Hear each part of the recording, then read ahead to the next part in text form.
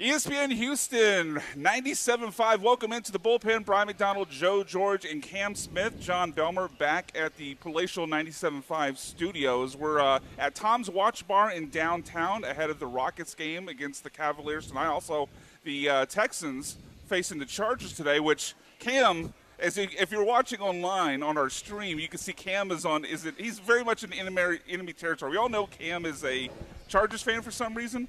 Cam, you're born and raised here, right?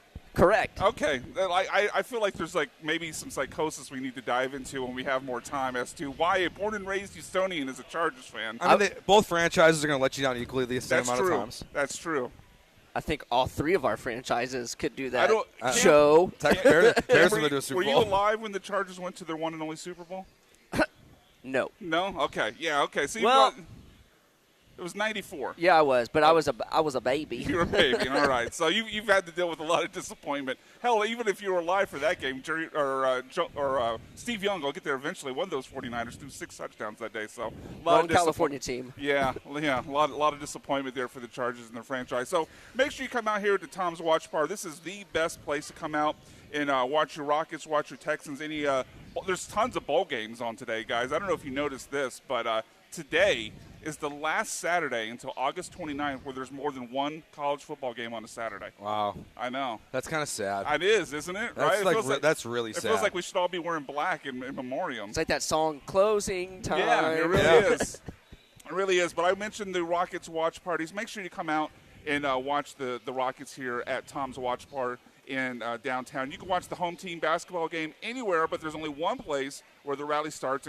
Introducing Tom's Watch Bar Red Nation Rallies at Green Street, your new weekend game day destination. 2 hours before tip-off, Tom's comes alive with live DJs, team swag giveaways, themed cocktails, and surprise guest appearances all season long. Headed to the game, come early. We're really not that far from Toyota Center. You can see it from where we're sitting. If you're headed to the game, come early, park free at Green Street with Tom's Validation, and then walk over and join the crowd. Then celebrate after the game at Tom's with post-game drinks and highlights on more than 100 screens. There's so many TVs in here. This is a great place to watch. High energy, low lift, all H-Town fans. It's Red Nation Rallies at Tom's Watch Bar, presented by Green Street. Find the full schedule at tomswatchbar.com, Red Nation Rallies. So we'll get into the Rockets in a little bit, gentlemen, but let's start with the Texans. I'm kind of torn if this is a big game or does it matter at all for the Texans, because you could really make the argument either way. Yeah. It's a very weird spot they're in. Like, I don't think they need to win, because assuming the Jaguars take care of business tomorrow against the Colts, then the Texans are in no matter what happens today. But if the Texans were to win today and then the Eagles beat the Bills, that feels like at least a 50-50 there. Then the Texans find themselves in the 5 spot, getting the, I think, advantageous position of being the 5 seed going to face Pittsburgh, would probably be your weakest target in round 1. So I don't know where you guys are at with this, but Joe, do you feel this as a game that you really want them to win, or is it kind of meaningless? No, I think that last point there is important. Like, you want to get the 5 seed, I think, for a couple reasons. One, Pittsburgh, like you mentioned, they're going to be the easiest matchup in the first round of the playoffs. But I think past that, when you look at the seeding, like, the Chargers are dealing with some tackle issues because of all their injuries, but I think they're a good football team. You've got Buffalo, who's a lower seed. Cam gave you a look. I'm sorry. And honestly, I'm going to help you out here. I think the Chargers and Bills could both beat the Patriots and the Jags in the first round of the playoffs. And so can the Texans. But what that means is when they reseed, it means one of those teams could be headed to Denver. So, like, if you're the 5 seed, if the typical playoff math works, if you win and you're the only lowest seed to win, you're the team that's going to play the Denver Broncos the following week.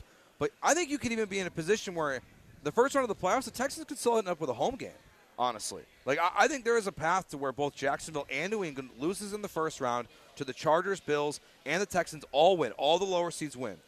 So I want the lower seed to face Pittsburgh, and on the off chance that happens, I want the outside shot at hosting a playoff game in the second round, because I don't think you're going to get home field advantage in any way. You're not going to win the division. No. Jacksonville's not going to lay an egg. Trevor Lawrence is playing probably his best football since he won a national championship Undoubtedly. at Clemson. So I think this is a big game because, you're playing a playoff team. Like, you got to prove yourself. I think after the way you played last week against the Raiders, play against a team that has a much better quarterback, much better, I'd say a better rookie running back for the most part this year.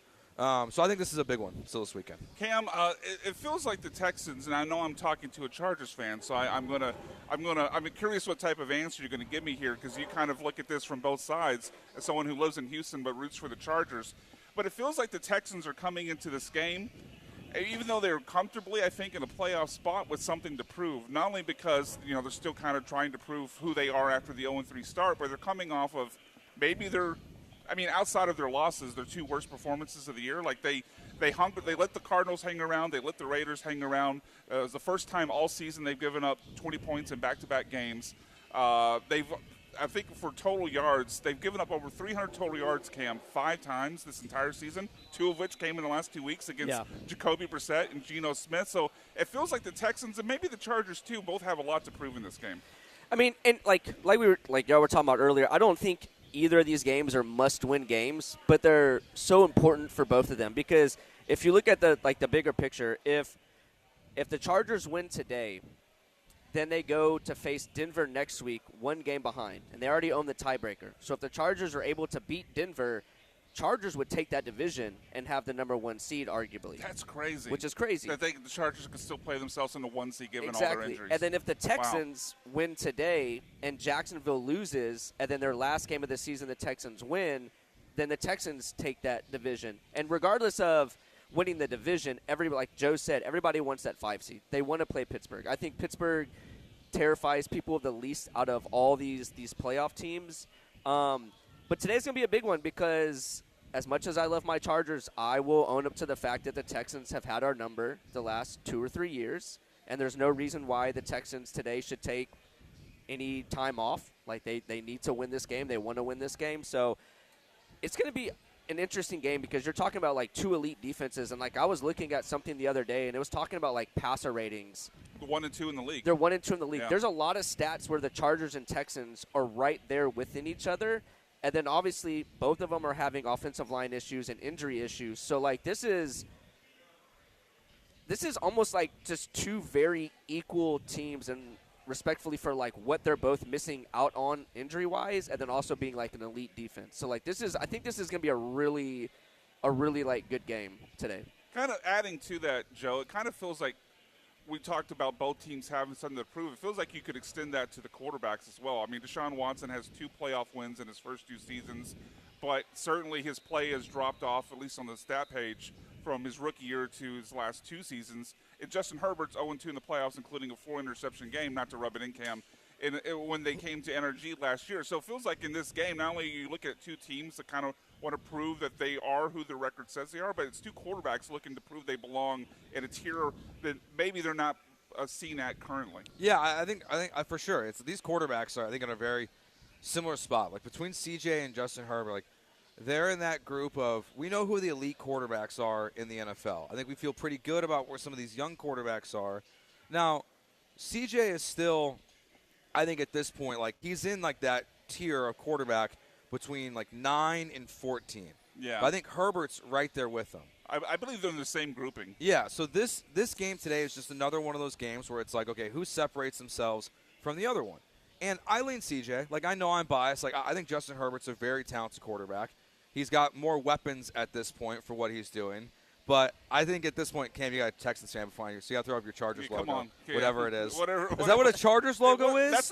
That's the Bolt Gang logo. That's the my Bolt logo. Gang? Oh, that's lame. Man. Oh. Hey, don't be mad that there's a group down here that enjoys our team. Worst person in sports this week, Cam Smith. No, That's crazy. That's crazy, because there's so many bad things that have happened this week in sports. I know. I'm yeah. living in the moment. I reserve the right to change my mind. Now, the worst person in sports this week might be Jeremy Branham. Oh, I'm interested. Because for the Christmas party, on our Google Doc, I put the fix that we had to do our picks. We didn't do our picks. Oh, we didn't do it? And Jeremy has been picking against the Texans every single week as the season has turned around. True. So if the Texans lose today, it's because we didn't do the fix and Jeremy didn't pick against the Texans. We blame Branham. We blame Branham because he approved the rundown first. That's true. So Branham's fault. Maybe you're 1B. Wow. So you give yourself the least culpability. I put it on there. Okay, that's true. I put it on there. That's fair, Joe. No, that's but I think this game today, like, this is a good game because it's a test for both these teams. Like, we know that the Chargers tackle situation, we know what it is. We know Trent Brown's been ruled out today. We patiently wait for Ariante I don't. I Ursery. mean, Ursery had hand surgery on Tuesday. I know. Does anyone really expect him to play? I know Aaron No. Wilson's putting out the idea Herbert that he might. had surgery the other day and That's played. different. So, like, is it though? He's a quarterback. It was his non-throw. It's his non-throwing hand. Guys, for real, you still need both hands to play quarterback. Yeah, to hold the ball. It's different than this. No. I'm not negating You're the just fact saying that he's hurt. you want to see the Chargers pass rushers go after a one-armed man. That'd be nice. He's got one arm. It's got one arm, Cam. You can't. We've seen the guys play with the Billy Club. Play we've seen Yeah, linebackers, even corner, secondary safeties. sometimes, Like, yeah. but like we've never seen a tackle do it. I can't think of ever seeing a one-armed man play offensive No. line in the NFL, right? So we're kind of anticipating Blake Fisher at left tackle. Yeah. Because I think it's already been reported Titus Howard is going to play right for the missing Trent Brown. Yeah. So Jarrett Patterson moves into the interior. Which I'm fine with that. Like, Patterson's been fine this year. You're better with Howard at left guard, I think, than Patterson at left guard. But, it's not perfect. That's not the part I'm worried most about. No, it's frankly, to me, it's Blake Fisher, right? It's Blake Fisher, but then it's a trickle down past that. Is how many snaps this year? I don't know the actual number, but at least 8 to 10 times a game, Blake Fisher comes in as the sixth offensive lineman. And the thing about that is, Joe, they do that obviously because they know they have issues, run blocking, pass protecting. They decide to get the extra offensive lineman, take a tight end down, all that. It makes sense, just logical football. The problem is, like, I don't know if it remains the same after the Raiders game, but I know it was true going in. They're actually averaging fewer yards per carry, putting Blake Fisher in as the sixth offensive lineman than they did with just the 5 offensive linemen. Interesting. Like, Blake Fisher might be that bad. Yes. Like, we remember training camp? Like, because we were all curious, like, what's the offensive line combination? What's the offensive line combination going to be? And, like, the thing that I think we learned quickly in training camp is D'Amico Ryans was out on Blake Fisher. Like, he was buried at the bottom of the depth chart. Now, through injuries, he's kind of forced back into action. So that's what I'm most worried about today. And I think there's a lot of, like, misconception when you talk about, like, stacking up the O-line. Like, you think, oh, there's a 6-1 in there. They're going to hella block. Well, that makes it harder for the running back to go wide out. And then if your also makes them more predictable. And if your O tackles are already trashed, then the DN just has to spread out himself even wider. And you know that the running backs are not going to cut back inside because there's already issues with the guards. So. And as a defense, you're looking at that. Like, are you counting for Blake Fisher in the passing game the same way you would a Kate Stover or Dalton Schultz? No. So it makes them more predictable in what you're having to guard. So, yeah, I think that's the most thing. That is probably the thing to look at most today. So from Aaron Wilson, I mean, we were talking about just now. Ariante Ursa returned to practice and was limited today. I believe this was from yesterday. He underwent surgery and had metal hardware inserted into his broken thumb Tuesday.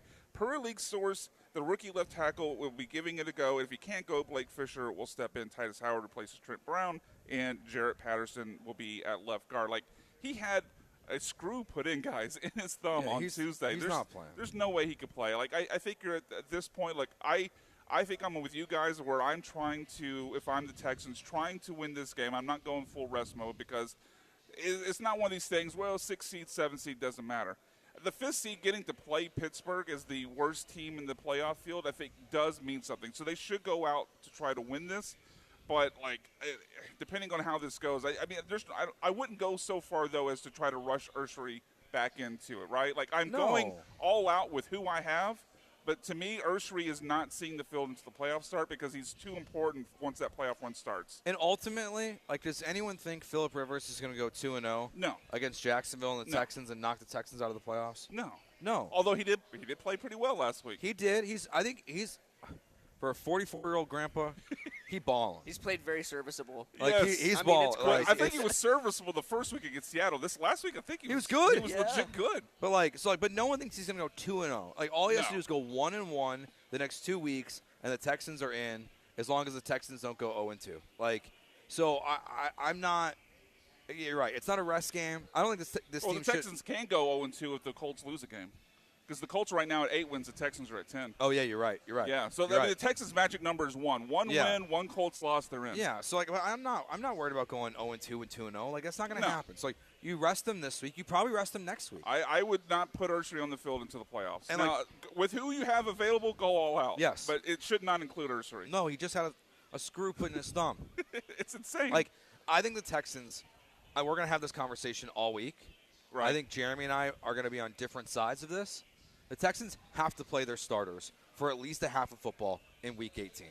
This offense sucks. It's not good enough. Let's carry that over. Let's carry that over. That's an interesting point. All right, we are live out here at Tom's Watch Bar in downtown, your best place to watch Houston Rockets. They're in all course in action tonight at home against the Cavaliers, so make sure you get out here for a Red Nation rally here at Tom's Watch Bar. Over 100 TVs in this beautiful sports bar. Great food as well.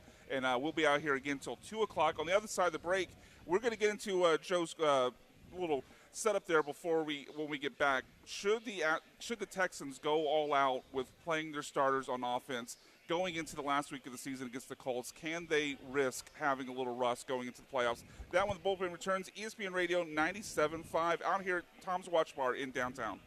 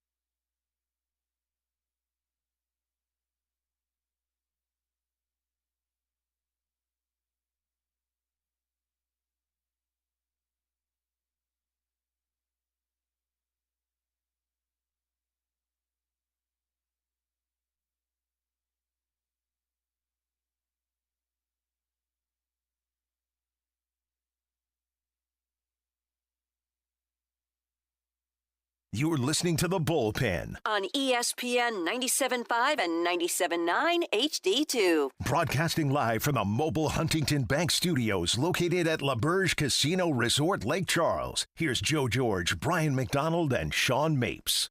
Okay.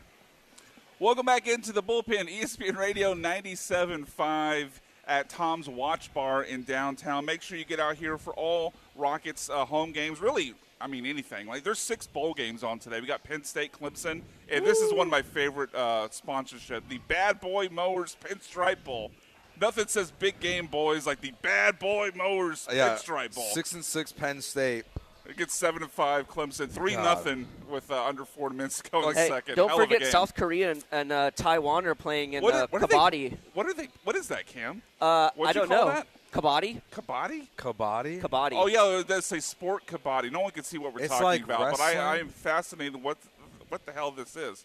There's also they're kicking each other? East Carolina and Pittsburgh playing in the OD Bowling Military Bowl. Guys, I'm going to be honest with you. No, the gold bowling, sorry. I don't know what this kabaddi is, but I'm in. Yeah, this may be very distracting. I remember we did a remote a couple years ago.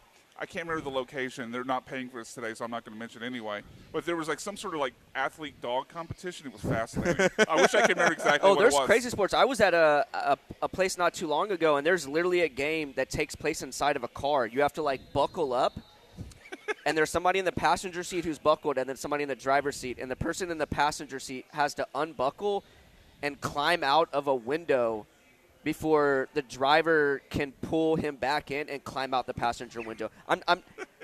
I know it sounds so made up, but it was literally That's on like awesome. ESPN 8 or something. It was the craziest thing ever. I think I saw that scene in Deadpool Wolverine. They fought in a Honda Odyssey. I think I saw that scene. Can we, maybe next year at the Christmas party? Yeah, play that game. John Lance do that? Yes. John Lance do that? They would get hurt, man. Yeah. Maybe we should get some younger hosts to do it. I don't think Dell will participate. No, let's get listeners to do it. But make sure you come out here at the Tom's Watch Bar. If not today, look, I mean, bowl games going on, NFL games. The Houston Rockets are in action. Won't be long before the Houston Astros are in action. You got 100 screens out here at Tom's Watch Bar. Great food as well.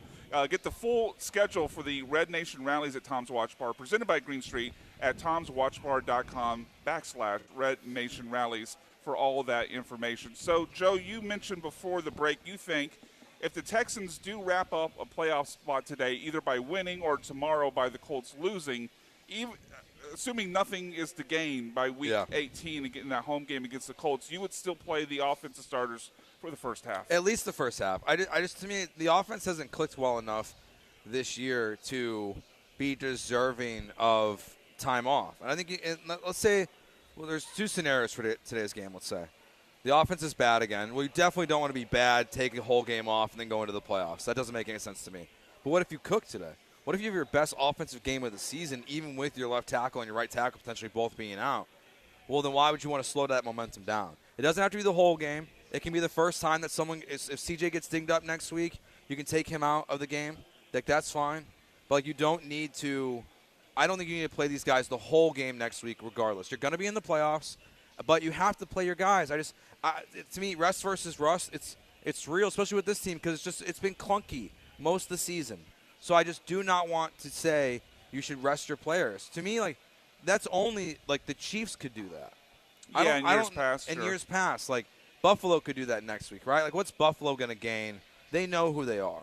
But whether you're Trevor Lawrence or Drake May or C.J. Stroud, all these quarterbacks. Basically every other team in the AFC. Yeah. What do you really get? Maybe the Chargers are an example of this. Where you know what their offense is, so they probably don't need to play their guys next week if they lose today and they can't win the division. No, there's not going to be any games that are worth the salt next week if that happens. But no, that would be a problem. I know the NFL was really hoping Ravens Steelers was going to mean anything, but that's going to be meaningless now. You could argue that because you could argue today if the Chargers lose to the Texans, they're not going to catch Denver, so why start them next week? But there still goes into the factor of having that fifth seed. Yeah. The Chargers would still want that fifth seed to play. Yeah, the Chargers Pittsburgh. I think would have more to play for next week if they lose. The Texans would if they lose. If the Texans lose today, I don't think they have a path to the fifth seed. The Chargers would own the tiebreaker, so it'd be over. The Broncos, even if the Chargers were to then surpass the Broncos, well, the Broncos have the tiebreaker also. So plus, I also just feel like it's so much harder to just take a day off or a game off in the NFL compared to other sports because you have. In the NBA, you take one game off, okay, you have one the next day or 2 days later. Baseball, obviously, you play 5 games in a 1 week period of time. The NFL, if you take off on Sunday, you have practice throughout the week, but you're not seeing vital action for a whole another week or 2 weeks, and it's just can you really take that risk of just staying in that mode that you need to be by taking a game off, even if you don't need to win that game? It's just so much harder in the NFL to figure out how to regulate that and do that. Yeah, because we know what the Texans are going to play. 3:25 on Saturday. Which means if C.J. Stroud and players in the offense didn't play the next week, their next football game that they would play would be in 14 days after today. I'm with you guys in spirit. I think if I had my obviously injuries is the wild card that we can't know. I'm not we mentioned Ariante Ursary last segment. I'm not risking anybody in his situation or a similar situation where they're banged up. And maybe that applies to running backs just because they take so many hits as a blanket statement. But assuming that is not a concern with somebody, I'm with you. Because I guess my only pushback on it would be, do you think they can get markedly better by playing an extra game, or is it just kind of keeping the level they have? I think it's just kind of keeping the level they have. Okay, yeah, I'm with that. This offense, like you mentioned, this is not a Josh Allen offense. This is not a Patrick Mahomes offense. C.J. Stroud was great his rookie year. He's been great in these 2 playoff games that they won at home. But I don't think they're a team that can take a bunch of time off and then just flip a switch, Yeah. snap your fingers, and be completely in rhythm again. And certain players are going to be different. I mean, you kind of know what you're going to get out of this Texans offense. So if you wanted to be like, oh, let's give less touches to Woody Marks or something, sure. But like CJ missed games. He needs to play. Yep. So and you're working in. You still got 2 rookie wide receivers. You're trying to find out what they can do to go into the playoffs. And they're the last ones that need to have a day off before they go into their first playoff. The more and more we talk about it, I mean, Woody Marks another rookie, although I think at this point we're beyond being a rookie with him. But the more and more we talk about it, as long as it's not like an Ariante Ursery situation where they're dealing with an injury, I think I'm with you guys. So Yeah, I would say like Stingley. I would add to that. Stingley, I'd probably say, yeah, he's been dealing with the oblique all year. Yeah, but like even then, like everyone else that participated, that was of note, that's on the injury report this week. They're all full participants by Friday, like and none of them that matter outside of Ariante and Trent Brown are even questionable for this game. The other guys who are questionable are no offense, but like Justin Watson doesn't matter. Jamal Hill, who's out, doesn't matter. Johnny Carter, who's questionable, like doesn't matter. Like it's nobody's. No offense to those guys, but like they're nobodies, in case right? Their mothers are like, listening. in case their mothers are listening, but like they don't matter. Like so, but like Stingley, Woody Marks, Ariante, like anyone who's dealing with anything, Trent Brown for sure, like and that's why it's not probably a full game for CJ, but it's just like it's a half. Here's the thing, though. You're kind of the context of what I'm picking up with you saying is, like, I'm with you. The problem about playing CJ in the entire offense, though, if you're missing at least 2/5 of your offensive line, You're right. like let's say in a situation where they, I don't know, pick a random off. Let's say Titus Howard gets hurt. Like we get to a point where even though you'd like to see CJ Stroud in the offense continue to play and build a rhythm and a level of success they could be confident about going into the playoffs, like that kind of goes by the wayside if they go into the game thinking they might not be able to protect them. Yeah, like if CJ gets sacked 8 times today, I'm probably gonna change my tune. Yeah. Like if they get embarrassed, because the Colts lost DeForest Buckner now. They get Sauce Gardner back, which congratulations, that trade blew up in their face. Two first, and it's gonna be one of them's gonna be a top 15 pick now. I wonder how Colts fans feel about it, because the report I saw, I don't know if you guys saw this as well, but this was pushed on by their owner, the daughter, I can't remember her name, but the daughter of Jim Irsay. Like, seeing her on the sidelines taking notes every game, and then to hear, like, she pushed this trade, which so far has backfired spectacularly. Like, I wonder how Colts fans are feeling about the ownership at this current time. Not that Jim Irsay was a model of stability. I mean, he once weirded out I'm forgetting the name. He once weirded out McDaniels. Josh McDaniels. McDaniels, to the point where his wife said, "You can't take this job," and he backed out of the Colts job. But it feels a little tentative right now with the Colts ownership. But why are we saying it backfired? Because Daniel Jones got hurt, so they're basically out of the playoffs this year? Well, that and the combination of Sauce getting hurt. True, but if you make that move to go all in, and if you look, well, you make it to go all in, but you also make that move to have him for a couple more years. Yeah, I guess I just view it as, because Daniel Jones is not guaranteed to be there next year. He's not under contract. True, and I to so that like point that's too, kind of going all in for 2025, and 2025 is over.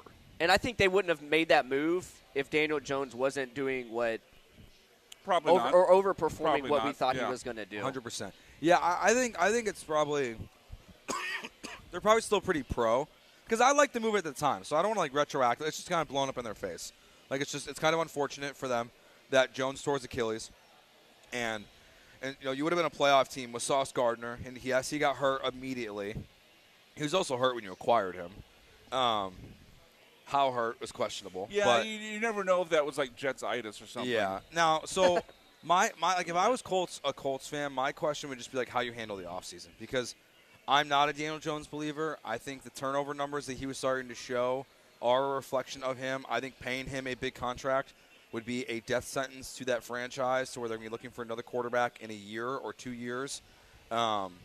So it's more about, like, if the owner is calling the shots and she's overpowering the GM, that's the context that I'd be nervous about. Like, if Chris Ballard was like, I do not want to trade this draft capital for Sauce Gardner, and she goes, I don't care, that's a huge red flag for me. Like, that's a huge red flag, because The only time that's ever really worked for teams is honestly for the Astros with Justin Verlander. When, like, Jim Crane's like, yeah, I don't really care. Like, Justin Verlander's going to be an Astro. He's probably going to do it again the next week. Like, it's just that's his guy. I don't want my ownership overriding my general manager, ever. Yeah, it's just, like, I don't want to say she's Jerry Jones Jr. yet, but it does kind of feel, when she takes over for Jim and she's immediately on the sidelines, like, taking notes, kind of giving the feel of micromanaging, it just gives bad vibes to me, but that'll obviously play out. All right, we got to get out a break here. Again, we are live here at Tom's Watch Bar downtown, walking distance to Toyota Center. You can come here before the game and after game. Rockets playing the Cavaliers tonight, so make sure you come to Tom's Watch Bar before and after the game and join in on the party there. When we get back on the other side of the break, let's talk about some of these Christmas Day games, the duds. Very few studs from those games. That next on the Bullpen, ESPN Radio 97.5.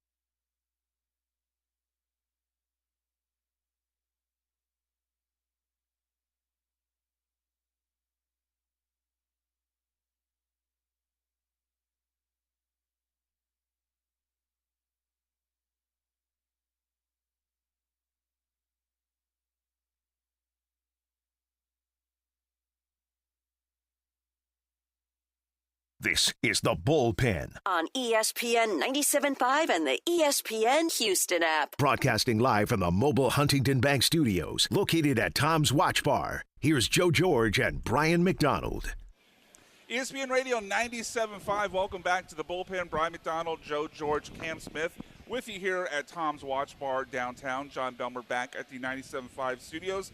If you want to join in the conversation, call or text. Text probably better today. Hit us up on the HRP listener line, 713-780-3776. And make sure, as I've been mentioning all show, to come out here to Tom's Watch Bar for their Red Nation rallies. 2 hours before tip-off, Tom's comes alive with live DJs, team swag giveaways, themed cocktails, and surprise guest appearances all season long. Headed to the game, come early, park free at Green Street with Tom's Validation, and walk over with the crowd, then celebrate after the game back at Tom's with post-game drinks and highlights on more than 100 screens. It's Red Nation Rallies at Tom's Watch Bar presented by Green Street.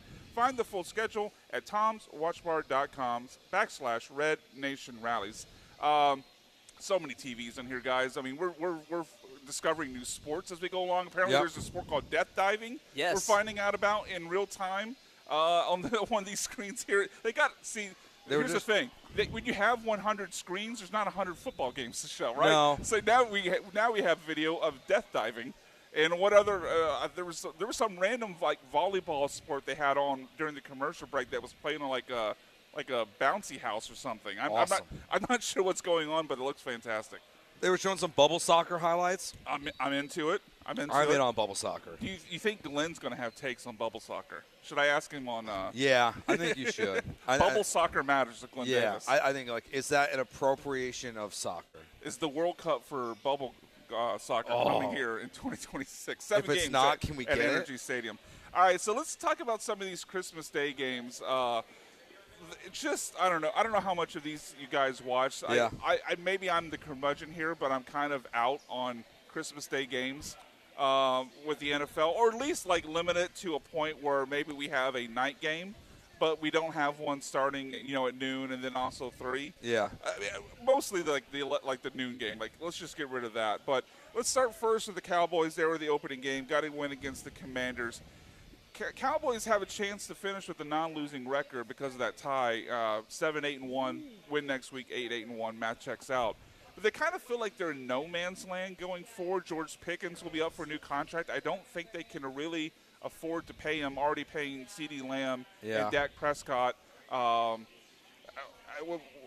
addition to everything else they've done on the roster. I know they also extended a defensive line or a defensive back and an offensive lineman earlier in the offseason. I can't remember their names off the top of my head, but where do you think the Cowboys go from here? Because it kind of feels like they're stuck in a place where they're too good to really consider tanking, but they're not good enough to actually contend. No, I think you have to. Well, you start with the first thing you can do, which is fire a defensive coordinator. Yeah, I feel like that one's personal with you. Yeah. I feel like that one. I mean, you're right, but it feels like that one's a little personal with you. Bears are about to be the 2 seed, man. So fire Matt Eberflus if you're the Cowboys. Yeah. Because they look better as soon as they made the trade. So I think the moves they ended up working. Like the Micah Parsons deal, getting Quinnen Williams, getting the other guy, Kenny Clark. Like it's working for the Cowboys defense. So I kind of like what they're doing. I would just they're like still to really see. bad against the pass, but they've been much better against the run. Now, it feels like Diggs is gone. They're going to move on from him this offseason. Probably so. Now, I would do everything I can to bring Pickens back because I think if you have to replace him, and I think you probably have to replace Javonte because I think he's on a 1-year deal. I believe he is. It feels because we just saw an example of a team do this sort of team build with the Bengals paying Joe Burrow, paying Jamar Chase, and then after I think 2 years of the franchise tag, or at least 1 year of the franchise tag, deciding to pay T. Higgins as well. And we saw what it did. Now, the Bengals are notoriously cheap, and maybe say that's just the Bengals being the Bengals thing. But we saw what it did to the rest of their team with their offensive line and their defense just completely being trash. I just don't know if the Cowboys, or if that's a legit team build idea to pay 2 wide receivers top of the market. No, it's probably better cross your fingers and hope and pray that Carnell Tate from Ohio State falls. Yeah, it's pay one guy and then continually just draft the next guy. Draft the number 2 wide receiver. Pass on Jeremiah Love because, frankly, they don't need Jeremiah Love. You not want him to go there? That's your boy. I mean, he would be awesome, but they've gone Rico Dowdle and Javonte Williams, and they both rushed for over 1,000 yards the last 2 years. That's not a good argument for the pay the running back. Yeah, crowd. What the Cowboys have done the last 2 years. Yeah, it's okay, just go get someone else. DeAndre Swift could be available. Can you go get him, and can he have success in Dallas next year? I'm finding a cheap option at running back. I'm firing Matt Eberflus. I am bringing in a wide receiver in the draft and replacing Pickens that way. And just kind of keep trying to grow through the draft and make smart moves defensively. And if you don't draft a wide receiver in the first round, you probably have to draft a corner. I think they are. Yeah, especially if you think Diggs is gone. Really, Diggs isn't that great anyway. Yeah, because they're in an interesting spot because the NFC is loaded, and it doesn't feel like it's slowing down. No. So I don't know what team. I mean, the Lions dropped off dramatically, but maybe there's one of those each year. But I don't see which team at the top of the NFC now. I don't expect the Rams. Well, I guess Matt Stafford health aside, I don't expect the Rams to drop off. But even with the Lions, let's say Stefanski got fired in Cleveland and he ends up being the Lions OC next year. Okay, so maybe Chicago's out next year and Detroit's in, or Green Bay is out next year and Detroit's in. It feels like Detroit replaces one of those top teams, right? In the NFC. So you just have to kind of keep building and hope you can catch the Eagles at this point in your division, or hope for a wild card spot. So I just think I think you fix your defensive coordinator, you start there. You just got to keep doing what you're doing. I think the Cowboys are doing a fine build. It's not perfect, but with where they're at contract-wise, you kind of just have to kind of win in the margins. And they're winning somewhat in the margins, I would say, right, Cam? Yeah, and so for me, it goes back to like the running back. You let Rico go. He blew up, had his best year in Carolina. Javonte, you brought him in. Best year now I know he's got injury issues in the past, but it's been his best season of his career. It's been his best year. So why not try and bring – because I think you can bring Williams back for not a super expensive deal because of his past issues with injuries and not being able to perform. So I feel like bringing Javonte back for Dallas would be a good idea because I just don't think that they're going to be able to – I just feel like the value you could get from Javonte – over having to pay a ton of money for Pickens, it just makes more sense to bring Javonte back. Yeah. And I would add to that, Cam, I don't think Javonte is going to be a guy that prices himself out of him being brought back to the Cowboys. I agree. Yeah, because he's not going to want to go to a third team in 5 years. Even beyond that, I just think his injury history and the overall just market for running backs in general, I don't think he'll probably get $5-6 million, maybe even up to $7 million, but he's not going to get even half of what Saquon got, right? Like I don't think he's going to price himself out. Let's be honest, Dallas technically took a gamble on him bringing him in, and so he has to realize, like, hey, I'm only on Dallas because no Ezekiel, no Rico. Can't even remember the running back that was like 5'4". Deuce Vaughn? Yeah, Deuce Vaughn out of Kansas State. Yeah. So it's just kind of like Dallas was just like, we have to start a running back, and Javonte's there. And then Javonte had his best season of his career. So if I'm him, I'm willing to take a little less instead of having to like deal with the market, knowing I'm still probably not going to get more money outside of Dallas. And a market that's kind of cluttered. Like you've got some good backs in this draft. Etienne's going to hit free agency. Breece Hall's going to hit free agency this year. Because honestly, I think the more interesting team, frankly, go ahead. I don't think Javonte gets paid more than either one of those guys. So I think that fits. Is Kenneth Walker free agent too? I'd have to check. I don't know. That sounds right, but I don't know. But I think Javonte's going to be in a great spot as far as where his market is. Because like you mentioned, with Breece Hall and with Travis Etienne, like those are probably going to be, if not the top two, near the top two as far as what running backs get in free agency. I think Javonte fits in nicely to what the Cowboys can afford. And I think, the team on the other side is fascinating to me because you got Jaden Daniels dealing with this elbow thing, where he could have come back this year. They decided not to. Best interest of him makes sense. Way less scummy than what the Raiders are doing with Max Crosby. But what a disaster! They're the Commanders are the oldest roster in the NFL. Like they went out and they said, "Hey, we're gonna build around Jaden with veterans," and they're bringing in your Von Millers, your Bobby Wagners, like all these old guys. Debo and Tunsil. like. Eckler You've got all these guys who are like old and like, is Washington going to be better next year because Jaden's back? Like, I'm not sure. So I think Cowboys are still positioned to be the second best team in the East next season. I agree with that because I don't believe in Jackson Dart either. Quickly before we go to the break, the next game in the day was just talk about what a bust of a season the Lions have. I mean, losing to the Vikings, who their quarterback, who might be the worst quarterback I've ever seen in the pros, Max Brosmer, throws for 51 yards, guys, and he's the winner, which is, not to get on my soapbox here, which is why the win stat for quarterbacks is the dumbest thing we talk about in sports. Max Brosmer won, quote-unquote, with 51 yards passing. But I guess the bigger question for the Vikings going forward, obviously J.J. McCarthy was hurt in the prior week, missed the game. But, I know it's a small sample size with J.J. McCarthy because he missed all of his rookie year. This year he's been in and out of the lineup, played well a few times, but more like, most of the time towards the bad side. Yeah. If you're Kevin O'Connell and the Vikings, are you looking for your next quarterback, or are you running it back with J.J.? I am. I'm hoping Tua gets cut or Kyler gets cut. Is that just to bring in competition? Now, Kyler, I think Kyler makes sense. Like Tua, I think Tua might be shot. Maybe, but I want to bring a legit veteran into the room in case. Because first of all, J.J. McCarthy, it's not just the way he's played. He's missed 3 or 4 chunks of this season, and he missed all of last year. Yeah. There's a real injury concern there. If I'm Kevin O'Connell and I'm the Vikings, I'm in the same position that I would say, frankly, the Jets are in. I'm evaluating the quarterback position in the draft, and if I like someone more than I like J.J. McCarthy, I'm taking him.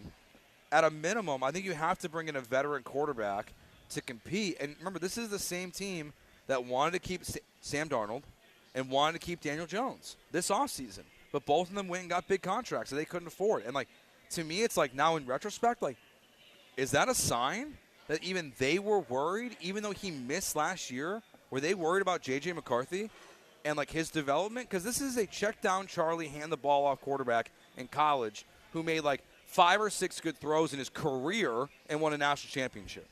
He got carried by Harbaugh. Yeah, I never understood the Literally, all this hype is because of his tenure with Harbaugh, and he had one really good preseason game. He had that one good game. Like that's it. I don't know if you guys remember. I think this is kind of where it started for J.J. McCarthy. It was the year before the national title game when they went to Ohio State and won. I think it broke the streak.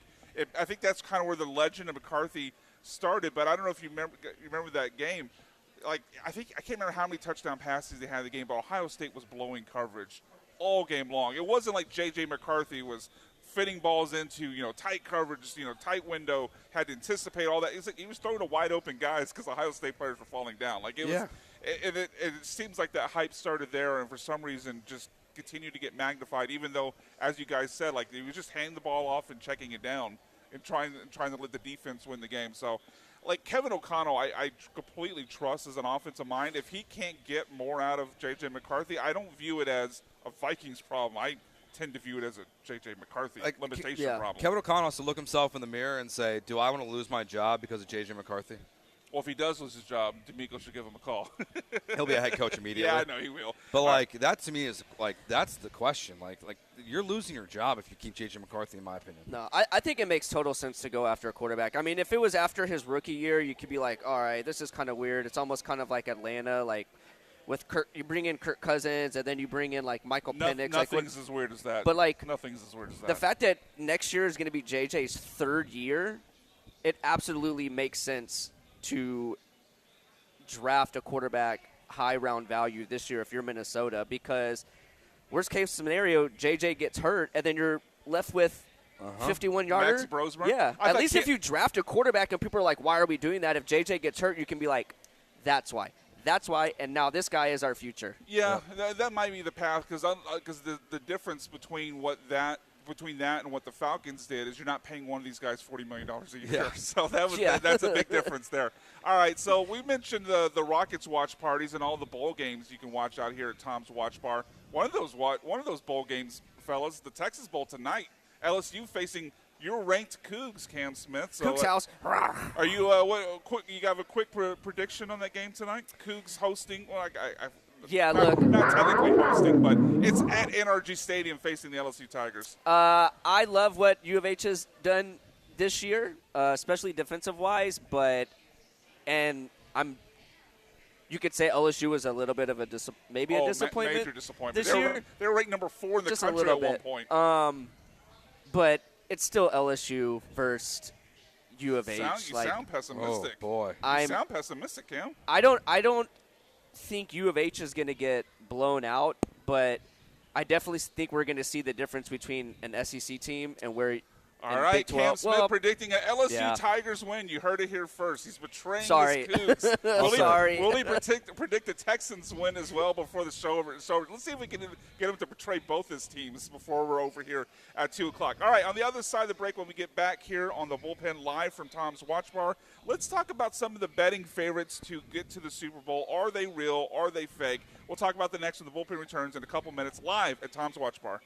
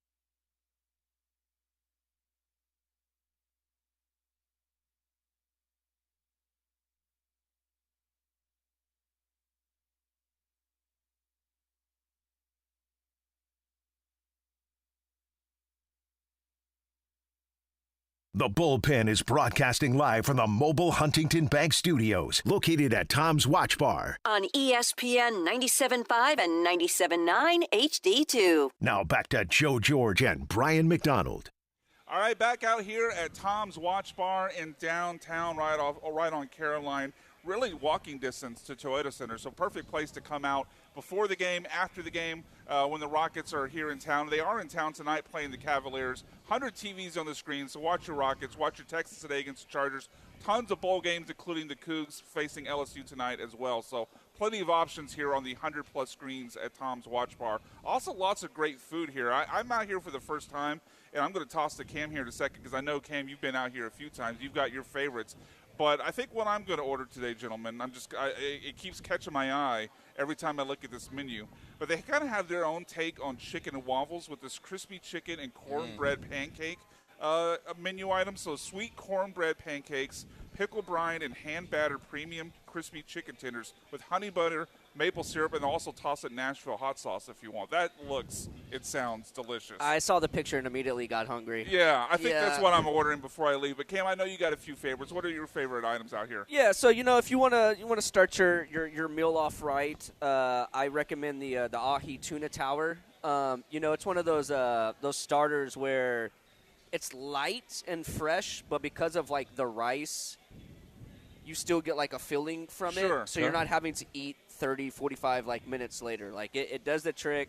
The tuna's like really good, and then the jumbo wings. And I know you're probably gonna like look at the prices and be like, "Damn, that's a lot for 8 wings." But when I say jumbo, I mean these things are like fried drumsticks sizes. Nice. So 8 of them is all you need. And my favorite flavor is probably the Jamaican jerk. Okay. Because it's got like that sweet and that spiciness to it. I was curious if you were more of a sweet or a spicy wing guy. So usually like when I go out, I try and get like 3 flavors, like a dry rub, and then I try and get like a spicy wet one, and then like a sweet like wet one.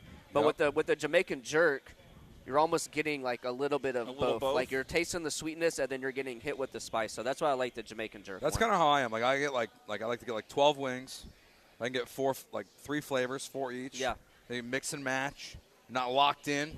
Are you guys a drumstick or flat guy? Drumstick. Oh, my man. It differs. It differs. Like What, on flavor or place? No, I mean to be honest, I prefer drums. All right. But as long there, as I'm there just are glad times, to hear that because Branham's a flats only guy and it drives me My crazy. wife does that. Really? Yeah, she orders flats only. I don't get it. And we have to pay more It's for so it. much extra work. and I feel like there's less meat. I Too. It's just agree. it's the I know. convenience of just being like, swoop. Yeah. It's just like, no, give me more meat, bro. Like when they upcharge you some of these places for flats only, I'm like, Dana, can we just order the same flavor and then we'll just trade? But then we never like the same flavors. Oh. So that's part of the problem. But she's a flats only girl. I'm like, you do. I mean, I'm surprised. I'm man. Ranch Do you know that going or in, blue Joe? cheese? No. That wasn't a I think I deal learned it breaker. late. Ranch or blue cheese? Ranch. Okay. See. All right. Or we can hang together. I don't like really, that. I'm not a big. I don't hate blue cheese, but I've never like had it and been like awesome. Yeah, same. But then there's Same. like all these different places where like you can get ranch and like this is elite ranch. Yeah. Totally. We were at a place last night, Elite Ranch. Like I'm like ranches. I think it's a restaurant separator. That sounds like maybe a future Mount Rushmore +1. Of ranches? I'm saying. I'm just putting it out there for you, Joe. You got time before the next time. I'm still doing mine today. Okay, all right. I'm just not today. Just future putting it out there There's a for big you. difference because you'll find a place that has like a really good ranch, but it's just like it's so liquidy that nothing is like sticking to the wing, and then you'll find like a thicker ranch, and you're like, that is this is the that one right hits. here. I don't want to yeah. admit. There's definitely 2 places that come to mind. I don't want to mention because we're out here at Tom's Watch Bar, but you're 100% right. Though I think the reason I like them is because they're not so like runny and watery. Like if I'm gonna eat a salad, give me the runny ranch. Yep. But if I'm Great gonna call. eat wings or something, I want something that's gonna actually like stick to the wing. So I prefer the thicker ranch. So yeah, there's a lot that goes into it. Cam likes it thick. I hear you loud and clear. I hear you Yep. loud and clear. Sure All right. do. Natural transition back to football, gentlemen. The betting market has put out, I guess, their 4 favorites to reach the Super Bowl or be the final 4 teams in the NFL playoffs. Okay. I should clarify there. The Rams, Seahawks, Bills, and Broncos. Now, most of those, I think, make sense. I kind of feel like the Bills are being overrated, but Josh Allen's really the only quarterback that's not – he hasn't been there, done that. He's never made a Super Bowl, but it feels like the rest of the conference is a bunch of people that have been, not even as far as he has. But of those teams, Rams, Seahawks, Bills, and Broncos, which one do you feel like is a lock to actually make the Final Four? I think the Rams. Like, the Rams are a lock, and then from there – that's an interesting question. I would probably say Bills because Sam Darnold, like, they keep winning. The way he's playing, I don't see a playoff winning quarterback. You think they're winning in spite of him? Yeah. Really? I'm not like he was good in the second half last week, but the first half was not good enough. They almost lost to Phil Rivers. They did. They needed Jason a Myers field goal. had a walk-off field goal. Jason Myers or Jake Myers? Jason Myers. Jason Myers. He had to make 6 field goals to win that game. Yeah. I'm like that's not a Final Four playoff team. Now I don't know who else is in the NFC. That sounds like a future Houston Texan. 6 field goals. Yeah, sign me up, brother. Look, hey, don't disrespect Kaimi. He is the all-time leader in points. I'm for just the saying Houston Texans. that's playing Texans football. That's true. Winning a game with 6 field goals. You're right. Playing Texans football. So I would say I think it's Buffalo because I'm really not a believer in Bo Nix either. Like, yeah, I'm not. Look a what believer happened in the last week. They got dog walked by the Jags. They almost lost to the and they Raiders. should have. They barely beat the Chiefs without Patrick Mahomes. They barely beat Davis Mills. Yeah. They really shouldn't have beat. Yeah, if C.J. Stroud doesn't get hurt, I don't think they win that game. So do you agree with that, Rams, Bills, Cam, or do you have a different answer? I definitely see Rams, Bills making the Final Four. I think I'm a little more high on Seattle than Joe is because I just don't have. I forgot my name. I like what Chicago's been able to do, but we haven't seen enough of it in a long time. Are you meaning just not in the playoffs? Like no experience in the playoffs? I mean, because Ben Johnson's obviously been there as a coach.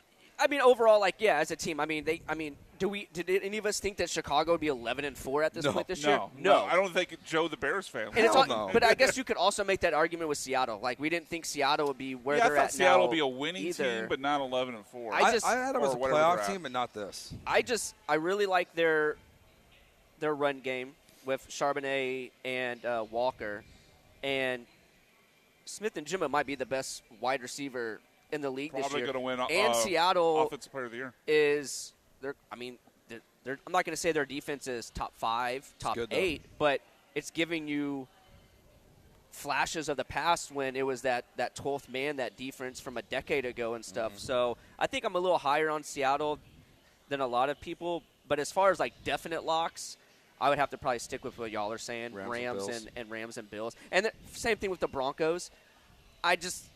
Great record, elite defense. But I think I had picked the Patriots to beat the Broncos heads up. Now, I mean, because they're likely to be the 1 and 2 seed, they would meet in the Final Four. But I would rather bet on the Patriots than I would the Broncos. I just think they're winning a lot of games against bad teams in just like lucky fashion, and that's going to end in the playoffs when you're facing teams that don't have to beat you off of 6 field goals or a turnover to like end the game. So, and their offense has just been so inconsistent. I mean, at the beginning of the year we were talking about how good that run game was between Dobbins and Harvey, and now we're not talking about the run game. I mean, whatsoever. Dobbins is hurt. Dobbins is hurt, but that goes into it. So yeah, as far as a lock, Rams and Bills. Yeah, I think I might slightly differ, and now these two teams will face each other, but I think I'd go Rams and Seahawks, honestly. And that's mostly a distrust I have in the Bills' defense and a distrust I have with the Broncos in total, but specifically Bo Nix. And I also think this might be one of those weird years that there are so few, like, legit top elite quarterbacks to be in this playoff group that I might just lean towards the guys that are, or the teams that are winning with defense in other ways. Like, as long as the quarterback doesn't kill them, which you could argue Darnold could, and he certainly did to the Vikings last year, then I think they can get through to the Super Bowl. All right, on the other side of the break, when we get back here live from Tom's Watch Bar in downtown, 1 hour to go. Let's talk some college football. The playoffs coming up here, about 3-4 days from now? I can't remember. It's New Year's Thursday. Eve. Yeah, New Year's Eve and New Year's Day. That's right. 1 game on New Year's Eve, 3 games on New Year's Day. So let's talk about the college football teams. remaining in the playoffs, and our trust that those teams can get through to win a national championship. That when the Bullpen returns here on ESPN Radio 97.5.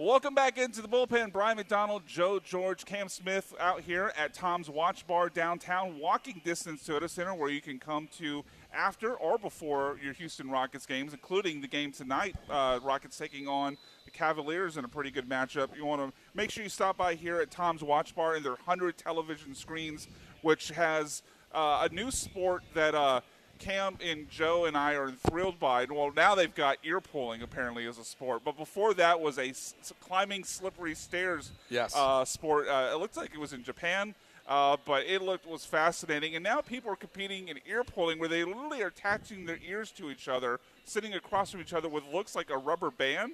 And I guess whoever pulls the rubber band off is the winner.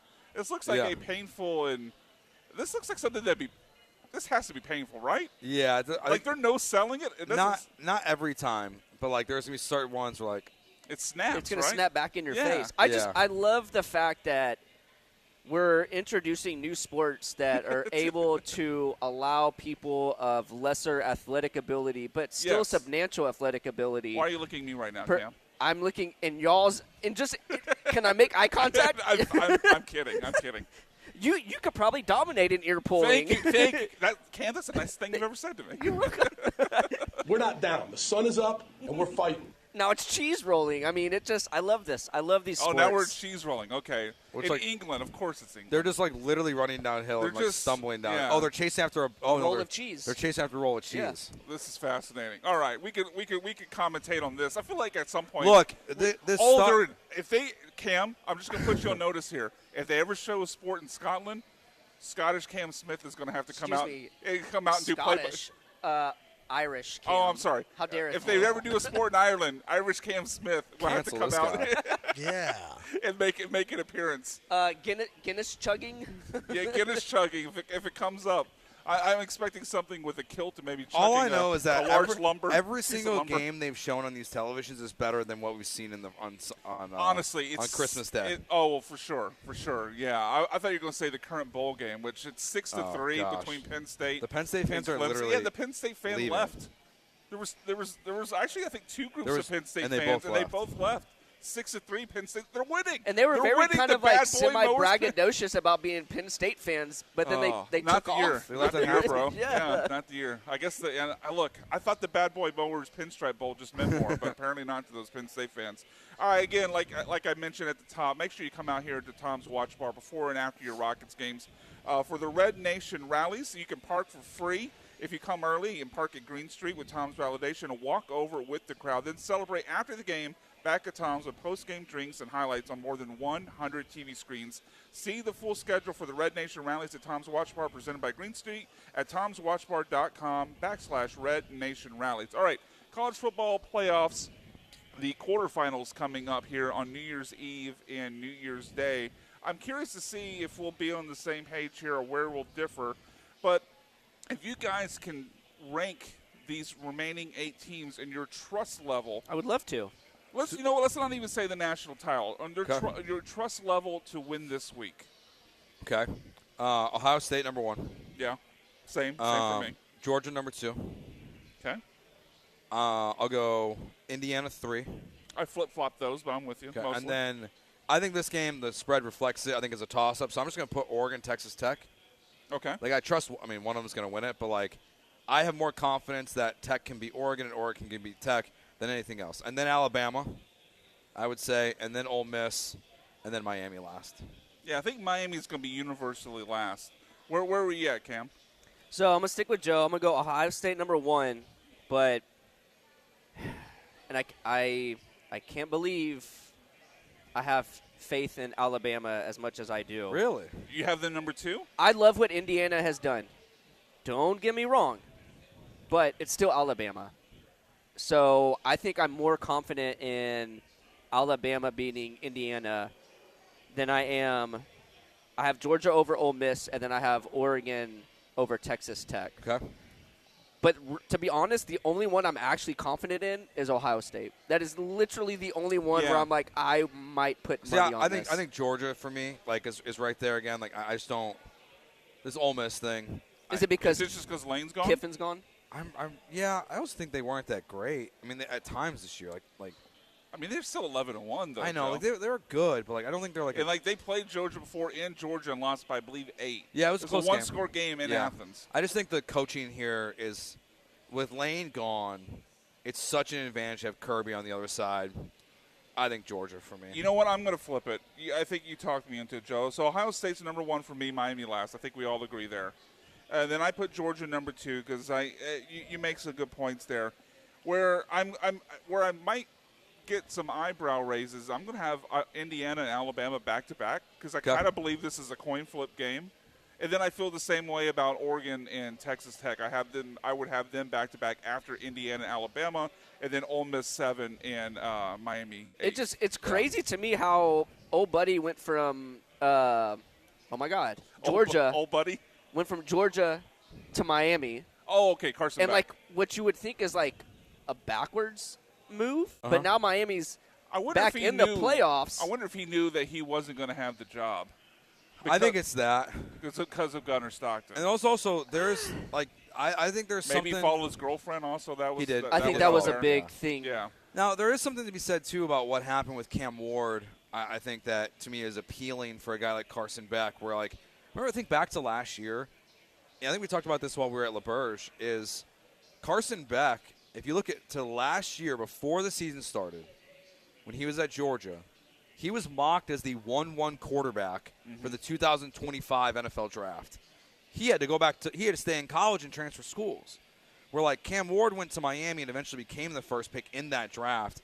Like I think there's a view of Miami right now from like the transfer portal quarterbacks of like, hey, that's somewhere where I can go in. They're not really bringing in freshmen. It's kind of like an assassin in a way. So I think it's like follow the girlfriend who they broke up like 2 weeks after he got there. Yeah. And then his Lambo got stolen. Rough. So I think, it's to me, like he wasn't, like he was, remember he was good at one point?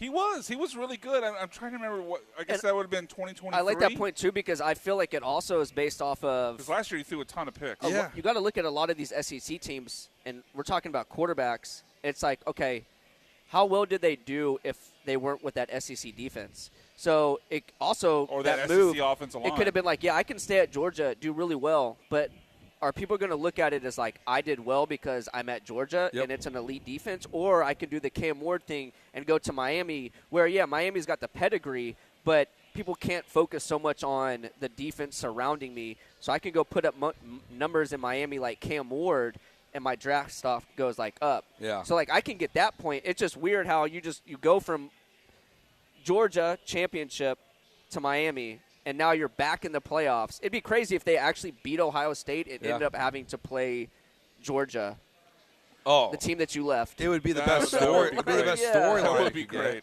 I wonder if there's also maybe it's a perception thing for Carson Beck. Like if like with Cam Ward. Cam Ward, I believe, started off at Incarnate Word, went to Washington State, then transferred to Miami.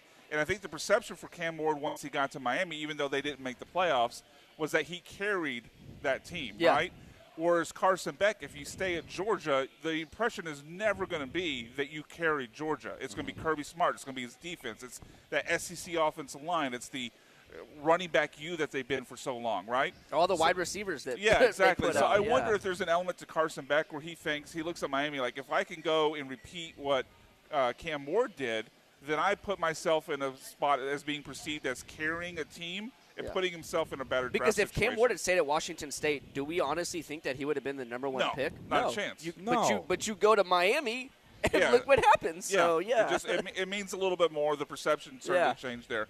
All right, so I came across something. We'll hit this on the other side of the break as Skylar stole my food. I'm having to watch Skylar take pictures. She's learned from Sam very well. She's taken some bad tendencies from Sam. I know. Bad tendencies. Yes, before I could get for us because our bellies want to eat. Yeah, but I will say Sam puts out a good product. No, Skylar and Sam do an incredible job. They do. They just but steal I got our my food. Bloody Mary got put on the table, got taken. Yes. Before I could take a sip.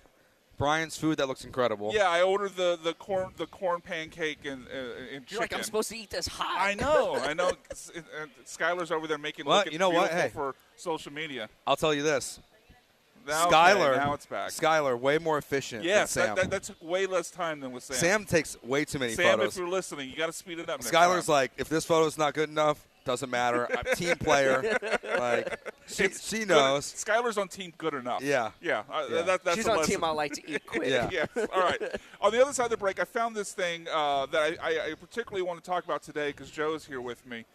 Someone tweeted out Bears? on no, not Bears related. Bears. Your other team. Someone tweeted out in the news of Notre Dame versus USC dying that Notre Dame USC was one of the more overrated rivalries in sports. So let's talk about that. Is it overrated? And if not, or even if it is, what are the more overrated rivalries, mostly in college, but also the pros as well? That when the Bullpen returns, ESPN Radio 97.5 live from Tom's Watch Park.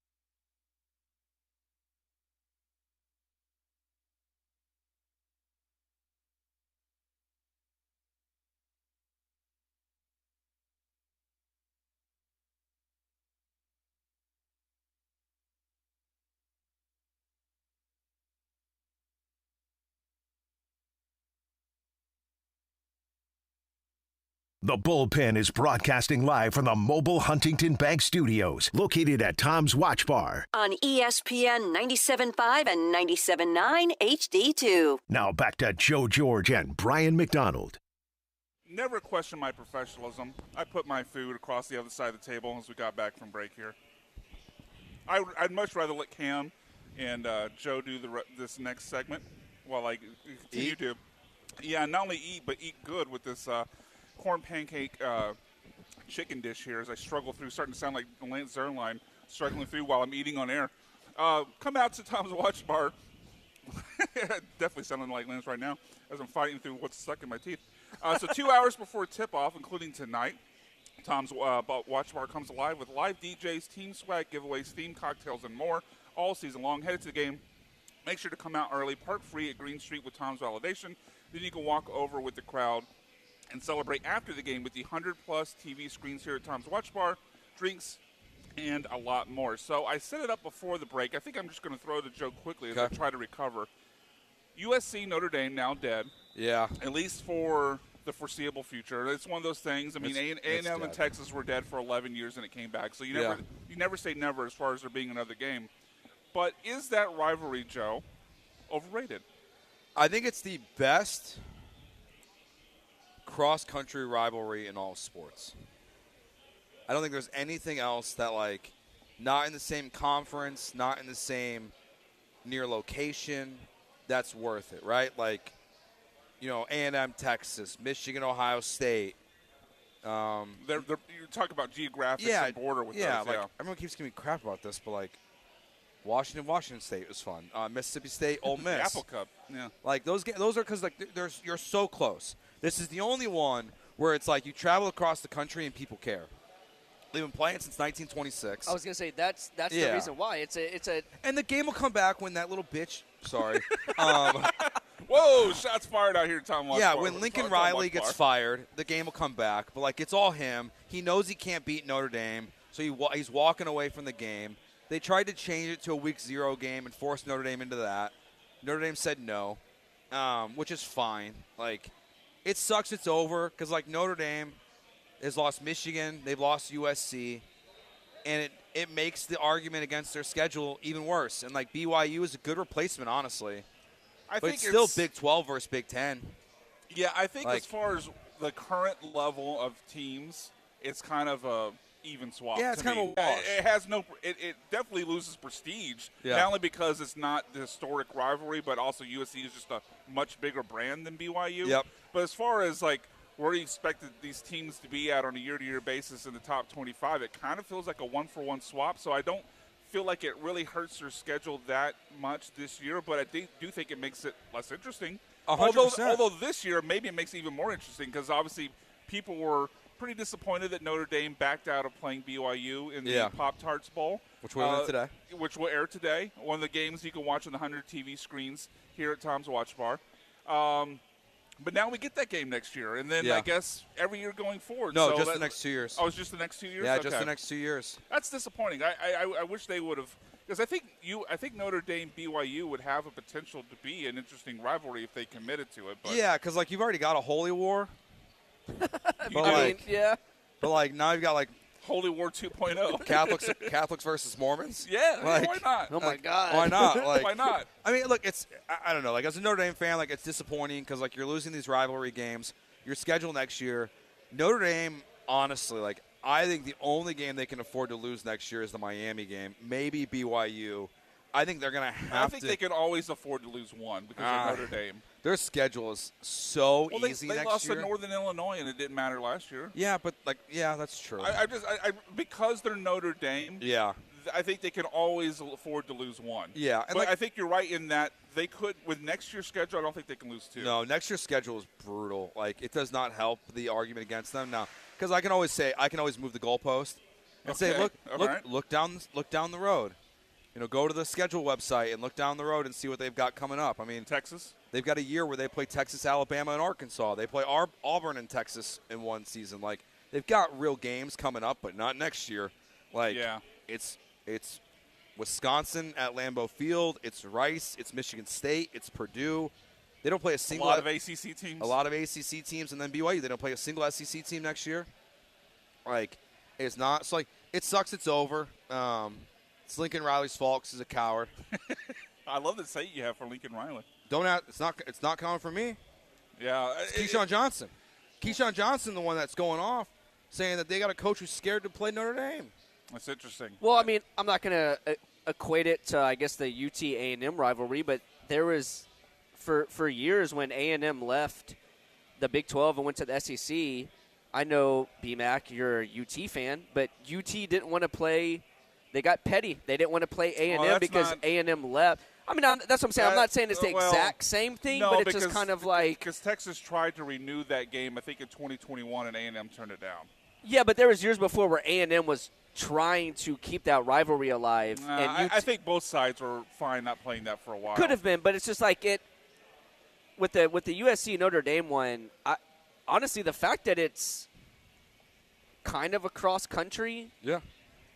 makes it a little more intriguing just for the fact that these are both just like historical college So it sounds like teams. you're in agreement. Neither of you think this I knew Joe's answer, but neither of you think this rivalry is overrated. No. I think Because to me, like how I would define a rivalry being overrated is if me, as someone who doesn't care about USC or Notre Dame, am I tuning in even if the teams aren't ranked just because, well, this game means something. Like, this is fun to watch. These teams hate each other. There's going to be some, hard-hitting action. And Notre Dame, USC usually does follow into that. I would also throw in, a few others. But that's kind of the way I look at overrated. I don't know how you guys view it. No, I think it's fair. Similar. Like, obviously, like, if two teams are playing, it makes the rivalry bigger if people outside of those teams are tuning in and watching. Yeah. But without a that rooting shouldn't interest. negate from those two teams still having – the same individual rivalry, rather people outside of those two schools want to tune in or not. Because I don't think that's going to take away from Notre Dame or USC being like, we want to beat the crap out of each other. No, you know I think what I mean? that's two different arguments, though. Like, it's just, I mean, look, we don't have to define it that way. That's just kind of the way I view it. Like, me as a Texas fan, when like I'll give you one that I listed as being overrated. Georgia Tech versus Georgia. Yeah, like 100%. that is a yearly rivalry. They play for forever. But me, as someone who has no rooting interest in either team, I do not care about their rivalry. When it's on TV, I do not make it. Now, if they were both top 10 teams, cool. But outside of something like that, like, I don't make it a point to watch that game. Yeah, and like, but that's the thing. Like, you go to Georgia, and hell, that's that's the game of the century. But like, from your point, the Georgia Tech rivalry. Once Calvin Johnson left Georgia Tech, I don't think I really cared to tune into a Georgia Tech rivalry. Last year was great. I know there's been like some good games, but like that's what's weird about rivalries is like within like that capacity of those two teams, they care a lot. Like they still care a lot. Now the allure of people outside of that might be diminished, but the actual rivalry itself, I think, is still very much like what it's always been. Yeah, but I think that's what happens when college football keeps changing divisions and everybody keeps going this way and this way and this way. When you have Cal and you have Stanford playing in the ACC, it's not going to help rivalries. Yeah. No, I think there's there's three rivalries that matter above the rest. Okay. A&M Texas, now that it's back. More than OU Texas? Auburn Alabama. Yeah. Okay. I guess four then, because I was thinking like rivalry weekend. Texas Oklahoma, and then Ohio State Michigan. I think those are the top four games that like everyone cares about. Georgia Alabama is kind of in there. It is for me, yeah. LSU, I don't really feel like LSU has one of those personally. I mean, I guess you'd say it's Alabama. They don't play at rivalry. They usually play in October. My LSU people, like, they say A&M is like their number one. Really? It's all over the place because I have a lot of friends that went to LSU, and they'll tell me, some of them will be like, no, we hate Alabama the most. Some of them will even be like, I hate Auburn more than anybody. Some of them will be like, I hate A&M. Like, I guess it just depends on whoever's in their way that year. It depends on the conference. Like, in the SEC, you could argue that everybody is a rival to another team when it's not really, in fact, like an actual rivalry. But, like, for the ones that are, like, long-standing, A&M UT. I think that UT-OU one became more of a rivalry when A&M started to just be trash. And the game stopped. And OU and UT were basically all that was talked about in the Big 12. So they became a rivalry because that A&M UT one kind of lost its luster. But Man, it's just hard to take away from rivalries just because You don't have to outside take of away those. from it. I'm just like, Yeah. you as a casual fan with no rooting interest, like I'll throw a few at you that I thought of as, and maybe you could say, well, they're not really even rated, so they can't be overrated. Sure. But some rivalries that I don't really care about, like Michigan State. Yep, don't care. Don't care at all. Like Michigan, your biggest rival is Ohio State. Obviously, Yep. I'm with you guys that that's one of the more important ones. Oregon State. Don't care. You don't care at all. Like No. I mean, Because Oregon again, State's never meant anything yeah, to us. it's one. I think part of this are rivalries that are one-sided. Same thing Yeah. would hold true with the Georgia Tech that I mentioned Yeah. earlier. And the last one I had, and I don't think this one is actually one-sided, but I just don't care because one of these teams plays offense from the 1930s. But Iowa State. Oh, yeah, I don't Yeah. care. I don't care. No. I just don't. I'd much rather watch the I think they call it Farmageddon between Iowa State and Kansas State. I'd Yeah. much rather watch that than Iowa State face Iowa. Well, it's other- like Houston and Rice. Okay, sure, that's a rivalry. But the do I Bayou care- Bucket Bowl, do baby. Do I care about that? but it's no, gone. not at all. It's no. gone. Does anyone care that it's gone? No. This was the last one? Rice had one good year in the last 15. So Yeah. it sure you could count it as a rival, but do I care about that And game? that's why it's No. like it just makes me No. makes me hate college football in a way because it's my favorite sport. It's my number one over everything. And the fact that even because it matters to people that are Cougs and that are Owls. Like you have the Bayou Bucket, you're playing for something. It's canceled. USC, Notre Dame canceled. Apple Cup canceled. All these games just getting canceled left and right and left and right.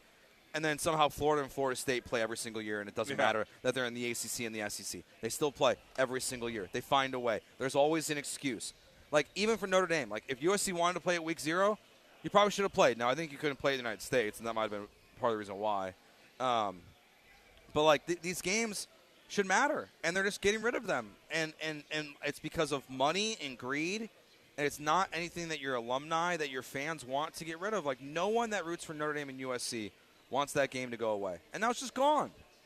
Yeah, it's really one of the more unfortunate things with realignment. Beyond this looks gross when I'm looking at standings and I see Cal and Stanford in the ACC.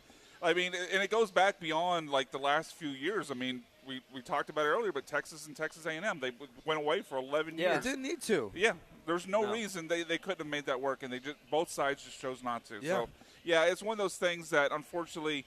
I mean, I still love college football, but I it do too. saps a little bit of my joy away when you see these rivalries die Yeah, off. it's just sad. Every year we just see rivalries, last one ever, last one, and it's just does anyone? Yeah, it feels like at least one a year. Yeah, it's again, not to trash on Rice, but the Bayou Bucket cancel. Does it really matter? No, but when you have to be it's the Why last does one it ever. die? Yeah, why? Yeah, Does it's that? just There's no- that just sucks. These teams are 5 miles from each other. Why Yeah. does it have to die? And it's like that quote of don't fix what's not broken. Sure, some of these rivalries during certain years, one team is going to be really great and the other team might be trash, but it's still the rivalry factor, and it's still no matter the difference between their status of that year.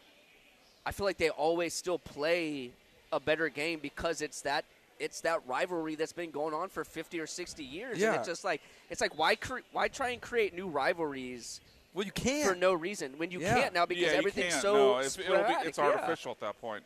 All right, we're over here. We got to make time because Mount Rushmore +1 is on the other side. That when the bullpen returns, ESPN Radio 97.5 live from Tom's Watch Bar.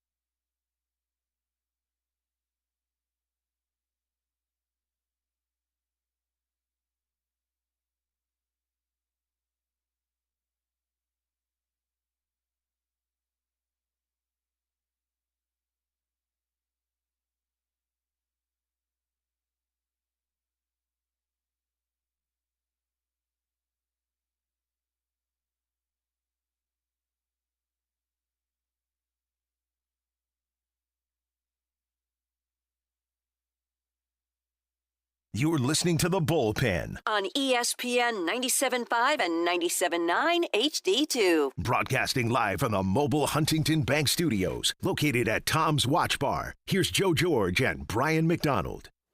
All right, welcome back into the Bullpen, ESPN Radio 97.5 and 90. Nope, not. I almost got through a full show without saying it. I'm sorry there, Joe. Banned. Yeah, I know. Ban me for the rest of our show. All right, Cam, you're taking over. All right. Hey, everybody. I'm going to leave too. Welcome in. No, we can't do that. Welcome to the show, Cam Smith. He's just going to turn the last 30 minutes into nothing but Chargers propaganda. So I we would can't do that. not. Yeah, you would. No. I don't trust you. All right, so make sure you come out I here don't to trust Tom's this Watch game. Bar every day because they have 100 TVs with all your games on, but especially on Rockets day game or not day games, but home games here, including tonight against the Cavaliers. Because any Rockets home game 2 hours before tip-off, Tom's comes alive with live DJs, team swag giveaways, themed cocktails, and a lot more going on at Tom's Watch Bar. Headed to the game, come early, park free at Green Street with Tom's Validation, and then walk over with the crowd, then celebrate after the game back at Tom's with post-game drinks and highlights, again, on more than 100 TV screens out here. Red Nation Rallies at Tom's Watch Bar, presented by Green Street. Find the full schedule at tomswatchbar.com/Red Nation Rallies. All right, it is now time for the award-winning, groundbreaking, sports radio landscape-changing segment that's forever changed the sports radio world. And we'll get Joe, Cam, myself, John Belmer, Sean Mapes, and a host of others into the Texas Radio Hall of Fame in far less than the 27 years it took those bums, John and Lance. Fact. Over under 13.5. Under. Definitely under. All right, so Mount Rushmore plus one time. Joe, you mentioned you were coming up with a list on the fly. Are Yeah. you good to go? Good to go. I don't want to toss you. We're if good you're- to go. Okay. Well, would you like to lead us off then, I sir? will. All right, so this year my family went a little different for our Christmas dinner. I don't know. I know. I did not know that. We talked about it. Did we? Yeah. Were you out? Maybe. Okay. I don't remember. We went brisket this year. Oh, no. I do remember that. Your Ooh. brother was Yeah. cooking it, right? Yes. Okay, I do remember this now. Nice. Yes. So I was thinking, I was like, we were sitting there eating the brisket. I was like, this is good. And I was thinking about Mount Rushmore plus one, and I was like, you know what? We're never going back. We're never going back to just ham and turkey. Like, we're going to do something different every year. My mom did a small turkey. That way, basically for my son. Turkey and a brisket. huh? So May I Yes. interject real quick? So the brisket was a new thing, right? yeah. So I guess one of the things I love about like my dad's side of the family, real quickly, is every year there's a competition for a different type of like main focus. Okay. So we've done brisket before. Okay. Last year it was who can make the best like mac and cheese. Nice. So I always love when holidays incorporate like Little something a competition? little different in competition. I You So, guys like got that. something on the line each Yeah. Christmas? I like it. that. All right. So this year, my Mount Rushmore plus one today is things I want to do on Thanksgiving for dinner instead of turkey and ham. Okay. All right, I'm with you. Number one, steak. Oh, yeah. I mean, Just steak for Christmas. say less. Like- say less. yeah. Like whatever else goes with it, steak. Number two, I keep brisket on there. Like that, we can run that back. Maybe not next year. We can run it back. Number three, this one's tough because I'm white. Okay. But Oh. tamales. Oh, yeah. Yeah, Like- that yeah, is yeah. tamales Like- right. Yeah. My wife brought some home from her kitchen staff made some on Christmas Eve. Brought some Yep. home. They were incredible. So tamales make the list. My next one is kind of a broad category. I just put Cajun Christmas. Sure. Like some gumbo. Yeah, My gumbo, my some grandma, boudin, my grandma like- used to make gumbo every Christmas Eve. Yeah, It's like maybe fantastic. freeze some crawfish. Or crawfish season's already apparently started. They're probably a little small at this time of year, but just like a Cajun Christmas. I know apparently it started early this year. That's what I was told. Yeah, I mean, That's crawfish really season, early. It changes each year, but this seems kind of early. Very, very early. We're like, I'm not buying Yeah, I crawfish thought that was yet. I more don't- of a early February. Yeah. thing, I was gonna say right? February is even like stretching it. So December, I'm like, do people really want to have a crawfish boil in No, December? I no. don't Now think so. you live in Houston. The high is like still in 75. I know Yeah. this is crazy. Yeah. So Yeah. this year it makes sense. Yeah. So Cajun Christmas, and then my last one for my Mount Rushmore plus one of things I would want to try on Thanksgiving for dinner. I put seafood tower. Oh yeah. Nice. I was like, no, Yeah. I can't do that right now because my grandma's allergic to seafood, to shell seafood. Yeah, no, So- not until Grandma leaves. Yeah. Or she says until she's ready to go. She said she misses. Is that how she wants to go She out? said she misses lobster. Wow. Because it happened late in life. So Okay. she's like, that might just be like when it's time to call it quits. Shrimp, lobster, So if I ever ask you what you're doing this weekend, you say we're doing a seafood boil. Yeah, just means Grandma's ready to go. Grandma's ready to go. She's ready to go. Okay. All right. So I was like, seafood tower would be an elite That Christmas would be great. Yeah. dinner. All I can picture her is like that scene in like the last of like the Lord of the Rings when Frodo gets on the boat and it's like sailing off into the sunset. Like that's your grandma with just like seafood though. Well, like a Viking funeral where they Yeah. set the boat on fire. Just a bunch of But she's seafood. just eating seafood. Yeah, it's still like the most like questionable thing about. I love my grandmother, but like she also had Advil that night. She had this like massive allergic reaction to. She's never had either. She's also never been tested. And I'm like, there's a chance like you're not allergic to seafood, right? I've told her.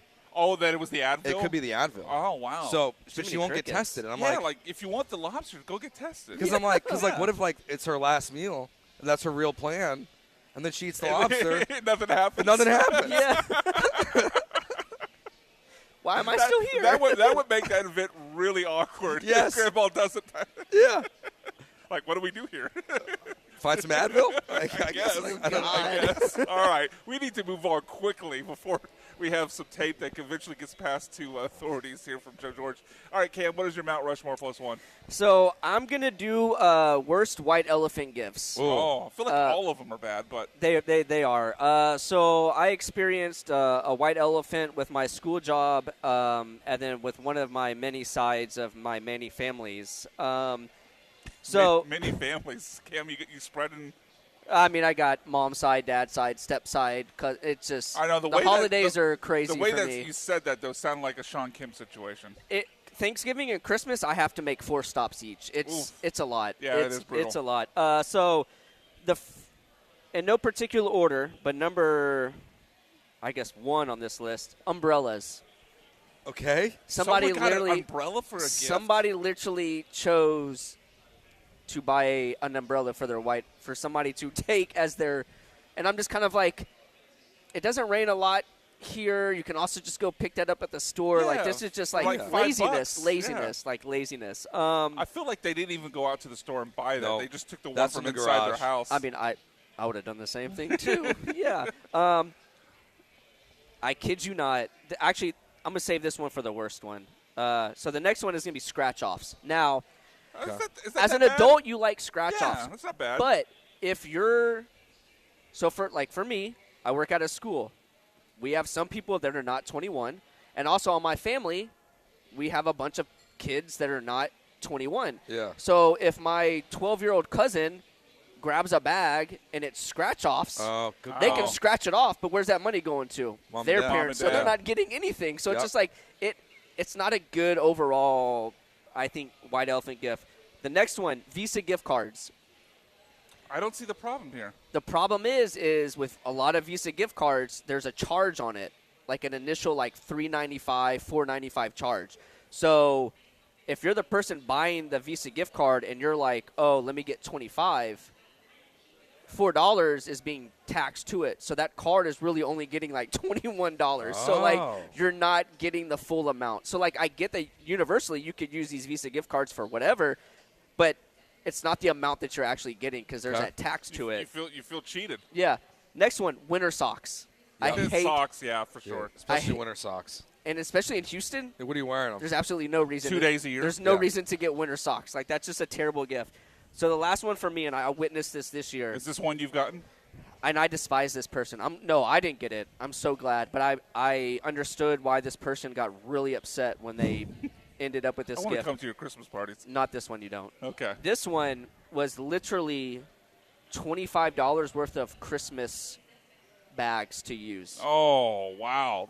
Like just gift bags? Just gift bags. Oh. Like 5 gift that bags. they can use 12 months from now? Stacked inside of each other and Wow. wrapped up. And it's just like, okay, I get it. Christmas bags are a little expensive. But when your white elephant Christmas party is 3 days before Christmas, pretty sure everybody, except for me, has already had their gifts wrapped bagged. Yeah. So, like, Now you're telling this person, hey, go store this for I'm going to 12 wait months. for this next year. And, like, I And don't you're know gonna about a forget lot about of it. people, but, like, in my family, we reuse Oh, hell yeah. my If I mom get a gift has bag, I'm giving it to someone My else. mom has a box full of Christmas Same. bags from like the last 10 years, so we never have to go buy any new ones. So like Yeah. to get that as your white elephant, it's just kind of like, I hate you so much. Like I hate you so I'm guessing much. that one did get stolen. No. And the person that ended up with it, I kid you not, they were like legit upset. Yeah. Like, because you're also like in White Elephant, you're like, oh, I'm going to do something nice so I can get something nice. So you put in like $25 gift card and a bottle of wine, but then your prize is 5 Christmas bags. Oh. You're gonna crash out.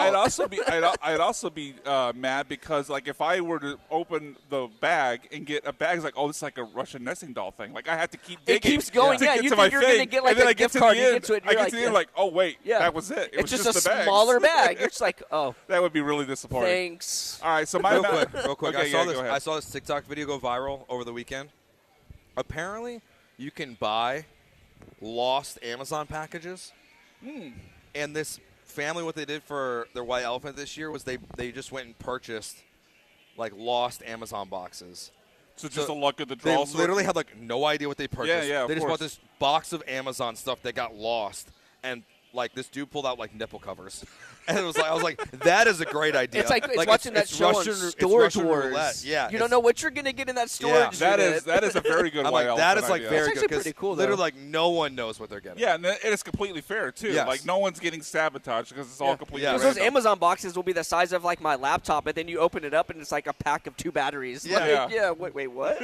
All right, what you got for us? I'd rather D-Mac? get 2 batteries than 5 gift bags. All right, my Mount yeah. Rushmore plus one is born out of watching Wheel of Fortune the other day, and a lady on there. Yes, I'm an oldie. A lady on there. Her first name was Florida, which to me, bad first name. Yeah. Like, why are you naming your kids Florida? But I think there are a few states where if you name your kid this state name as their first name, like you have a chance to have a really cool name. So this is my Mount Rushmore plus one of coolest states to be a first name. Okay. First one on the list, Nebraska. Okay. Throw whatever last name on the end. I'm going to do Jones because Indiana Jones. That's also on my list. I'll go ahead and spoil that one. Nebraska Jones. That like works. if you tune into a college football game and the quarterback is someone named Nebraska Jones, you're like, that guy's got some swag. I like it. I picture a fullback. Okay. Yeah. Okay. All right. So Indiana Jones also on the list. Next one up, Tennessee. Good call. I think Tennessee Tennessee sounds like works as a name. Yeah, as a cool first name. Tennessee Jones dropping back to pass. It's too long. No, come on, Johnny. You can't say 3 syllables? It's too long. They're No. going to come up It's with three. some, It's 3 some syllables, nickname Johnny. for it. Okay, whatever. Tim Jones. Tim Jones, yeah. 2 ends. 2 ends. Next one on the list, Arizona. Arizona's I good. think Arizona's a badass name. I I've think met in that's going to be Arizona. like an action. You know in Arizona? Yep. I think they could also be an action star with the You first know, name in Arizona? Yeah. Was this an OnlyFans? No, she's a lady. Oh. No, she was a girl I met in high Come school. on, man. Try to throw me under the bus. I know. No, not you. I'm wearing a wedding ring. I think Cam's No! I think Cam's deflecting from I his own wasn't. life. I wasn't saying that you know this person like personally because of that. I just that's a crazy name. Uh-huh. Right? Yeah. How many Nebraskas do you and how many Arizonas do you follow on OnlyFans, Cam? None. None For now? For now, Go home. the day's young. Yeah. The day's young. Google search. Arizona. Not on the Wi-Fi here. Yeah, not on the Wi-Fi here. Wait till you get home. All right, last one on the list of coolest names of states to be used as first names: Montana. Montana Jones, Yeah, I think Montana's good. that's a Okay. cool ass name. I'm Montana's surprised you didn't good. throw Texas out there. No. Yeah, it's no, because I think you It's just go. too formidable, too strong. No, it's just like because people already go by Tex. Yeah. It just feels like you wouldn't even go as Texas. Well, you you just can. go by I feel like Tex. you can Okay. meet a Montana in the wild. Yeah. I don't think you're going to meet a Texas. Like, you know what? There can't be a single person whose first name is Texas, right? Yeah. Now look, you don't. It have just, kids I don't yet, know. so. It sounds weird. Texas Smith. No, never. All right, okay, Cam. Houston. You're- I could picture myself naming like a kid Houston. Yeah, that makes sense. Houston Texans Smith. Nah, that's a little much. Houston Chargers. So if you They can would get made fun of. Cam, for your future children, if you could name your kid one state name, what would it be? One state name. Ooh. Joe and I already missed our chance. This falls upon you. If you have to think this hard, we'll have Alaska. to move on. Alaska Smith. Hawaii Smith. Hawaii's pretty cool. Hawaii's pretty All right. cool. All right. Hawaii's pretty cool. One more segment to go here live from Tom's Watch Bar. Make sure you stop by before and after the Rockets game to to have the pregame party and the post-party game here after the Rockets take on the Cavaliers. 100-plus TVs, plus lots of drink specials and great food, including those jumbo wings and the corn pancake and chicken that I've been eating during breaks. When we get back on the other side of the break, one more segment to go for this week. It'll be our worst person in sports this week and what we love from sports. That when the Bullpen returns. ESPN Radio live from Tom's Watch Bar.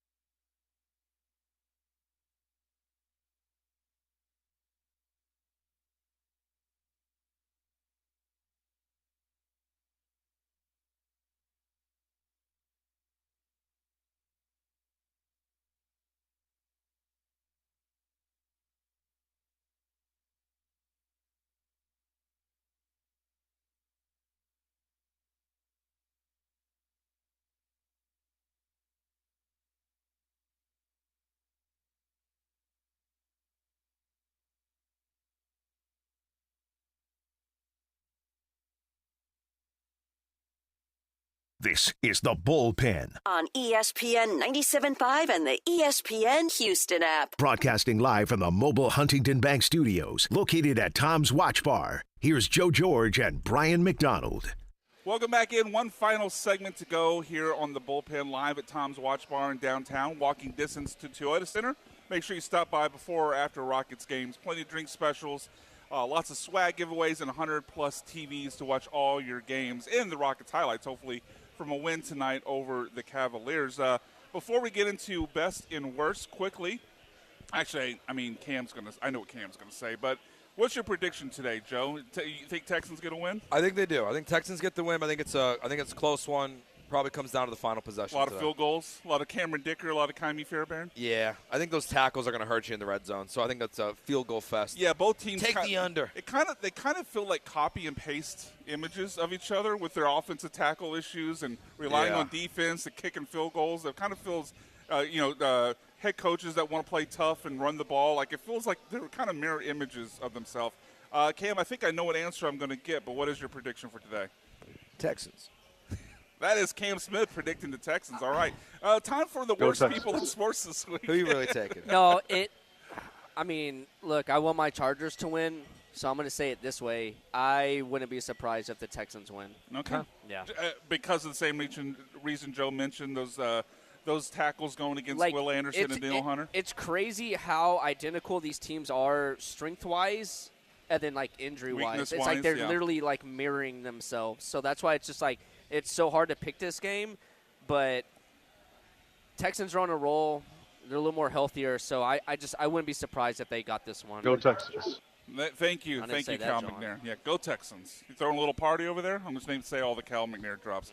All right, time for worst people in sports this week. We got to swim with the anger sharks. Joe, who is your worst person in sports this week? I'm going to go college sports. We entered a realm of college athletics that I don't love this weekend. We spent the entire draft having to hear people run their mouths about the idea of Shedeur Sanders going back to Colorado. Apparently they were right, because now James Najee, who was drafted in the first round of the 2023 NBA draft, and draft rights were traded in the Karl Anthony Towns trade, has now been granted 4 years of eligibility by the NCAA to play at Baylor. Wow. Even though he's already been drafted, he never played in the pros. He played pros overseas. I don't like this. I don't like. Yeah, it feels like a loophole this. that I don't like. And we got an addition. We got 6 additions to Diego Pavia's lawsuit today to add for extra eligibility. Eligibility is going away in college athletics, and these old men are going to be playing college football, it looks like. This sucks. Yeah, there was that Miami tight end a few years ago that played 7 years in college football. Yeah. I wish it was something to where, okay, you get one medical red shirt if you had a seasoning injury, and that's it. The idea that they can kind of play forever as long as they don't play more than 4 games is ridiculous. Yep. All right, we'll have to speed it up here. We only have a couple more minutes to go. My worst person in sports this week were all the duds for your fantasy teams that killed your fantasy season on Christmas Day. I mean, CeeDee Lamb, 5 for 46 without a touchdown. Sutton, 4 for 40, no touchdown. Gibbs, I think, was the worst one, only 41 rushing yards. And then, Jared Goff, 5 turnovers, including 3 fumbles lost. Awful. Cam, worst person. College football teams just bowing out of pretty decent bowl games just because they didn't make the playoffs. Are you looking a certain direction? No. I mean, I'm looking outside of the window, and I feel know like Joe is going to be like, no. Right here. Yeah, sure, Notre Dame is part of that. But Notre Dame is I. not the only school that was just like, okay. There's 8 schools. I get there's a lot of stupid little bowl games, but there's a lot of decent bowl games you can play and make money for the university and the teams, and you just bow out of it because you didn't make the playoffs. It's child pettiness. I hear what you're saying. I feel like I'm working with my kids again. Don't back out of the Pop-Tarts Bowl is what you're saying. I hear you. Yeah, play that Idaho Potato Bowl. All right, let's quickly stop swimming with the anger sharks. Go ahead and doggy paddle over the sweet sea of tranquility. Talk about what we love from sports this week. Don't have time to play it, but go out and find it. Find that Malik Neighbors IHOP commercial. It's great. Great commercial. Basically, the gist is he cost you your fantasy season, and now he's partnering with IHOP as a way to help with these fantasy punishments that are coming people's way after they finish last in their fantasy leagues. Cam, what's your favorite thing? I love the demise of Nick Wright and the Kansas City Chiefs. Good call. That one That's feels my personal. favorite. I like that one. Feels That's personal. I mean, yeah, when you're constantly picking the Raiders and Chiefs to win the division, and then they're the worst 2 teams in the division. Back at you. Joe, finish us off here. Look, man, I don't know what channel this is, but this channel that's been on this bar at Tom's Watch Bar here, this one's a tough look. They're showing dwarf boxing right now. This one's a tough look. I don't know what this channel is, but they've been showing I'm the up most next. absurd sports. It's been awesome. Well done, Cam. I don't know what this channel is, but we've seen slippery stairs, bubble soccer, dwarf boxing. The thing with the rubber bands on your ears. Yeah, I don't know what this channel is, but ear pulling or something. It's awesome. It's awesome. And I might just watch it when I get home now. Yeah, if we could get a direct feed on our Xbox or our PlayStation, that would be amazing. I could sit there and watch this all day. This was a better fight than the Jake Paul and Joshua fight. It so, was. I mean, Although that one now. did have a satisfying ending. Oh, yeah, sure did. All right, well, that will do it for the Bullpen today, live at Tom's Watch Bar. Make sure, again, you come by before or after any Rockets game. 100-plus TVs here, lots of team-themed cocktails, giveaways, live DJs, and more. Find out the full schedule for the Red Nation rallies at Tom's Watch Bar, presented by Green Street at tomswatchbar.com/Red Nation rallies. For Cam Smith, for John Belmer, for Joe George, I'm Brian McDonald. Thank you for joining us. We'll be back next week. Go Texas.